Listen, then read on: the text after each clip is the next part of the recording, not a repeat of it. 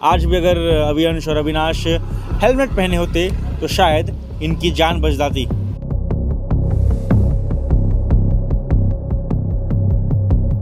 एक साथ दो घरों के चिराग खत्म हो गए।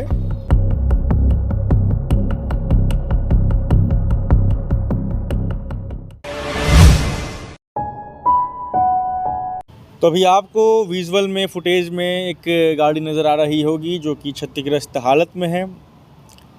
गाड़ी का नाम अपाचे है, टीवीएस कंपनी की है। और इस गाड़ी को आप देख रहे हैं तो देखकर ही समझ में आ रहा होगा इस गाड़ी का हादसा हुआ है। तो गाड़ी तो आपने अब देख लिया होगा, पूरी कहानी को समझिए। दरअसल 6 मित्र आज सुबह तकरीबन 6 साढ़े 6 बजे भिलाई के सिविक सेंटर में चाय पीने को निकलते हैं, जिसे अब भिलाई के लोग सीसी भी कहते हैं। सीसी निकलते हैं चाय पीने के लिए। उसके बाद चाय पी करके वापस आ रहे होते हैं। तो सब नौजवान दोस्त थे, जैसे अक्सर दोस्तों में बातें होती हैं कि चलो रेस लगाते हैं और देखते हैं कौन रेस जीतता है।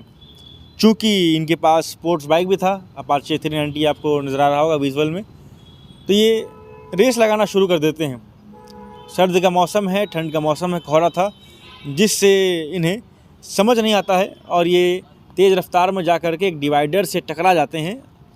गाड़ी में सवार होते हैं 2 लोग, एक का नाम होता है अविनाश वर्मा, दूसरे का नाम होता है अभियंश। अविनाश 21-22 वर्ष का है और जो अभियंश है वो जुवेनाइल है, नाबालिग है, 16 वर्ष का है। जब टक्कर होती है तो ये फिका करके सड़क के किनारे जाकर गिर जाते हैं और इनके सर पर गंभीर चोटें आती हैं। दोनों ही लोगों ने हेलमेट भी नहीं पहना था। उसके बाद जो आसपास के लोग होते हैं वो तत्काल सेक्टर 6 थाने में कॉल करते हैं, पुलिस को पूरे मामले की जानकारी देते हैं।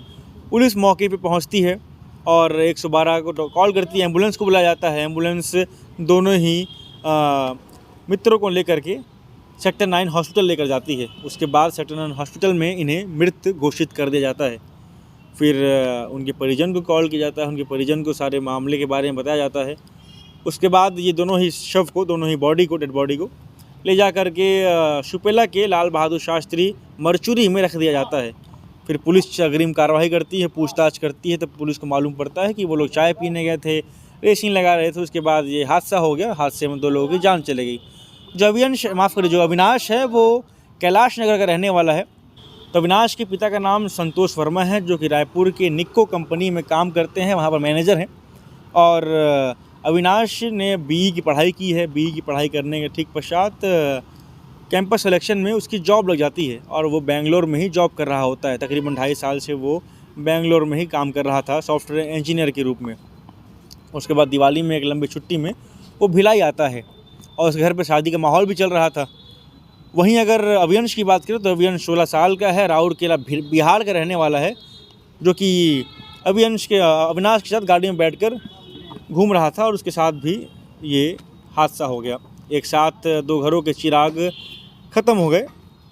वहीं लगातार जो पुलिस भी है हिदायत देते रहती है कि आप जब भी घर से निकलें तो हेलमेट एक सुरक्षा कवच के रूप में अपने सिर पर धारण करें, उसके बाद ही घर से निकलें। आज भी अगर अभियंश और अविनाश हेलमेट पहने होते तो शायद इनकी जान बच जाती। तो इस वक्त हम सेक्टर 6 कंट्रोल रूम में मौजूद हैं। हालांकि यहाँ के तो थाना प्रभारी हैं, वो मौके पर मौजूद नहीं हैं। तो क्या कुछ अपडेट रहेगा, देखते रहेगा केपी न्यूज़। धन्यवाद। न्यू वीडियोस के अपडेट पाने के लिए सब्सक्राइब करें केपी न्यूज़ को और बेल आइकन को दबाएं।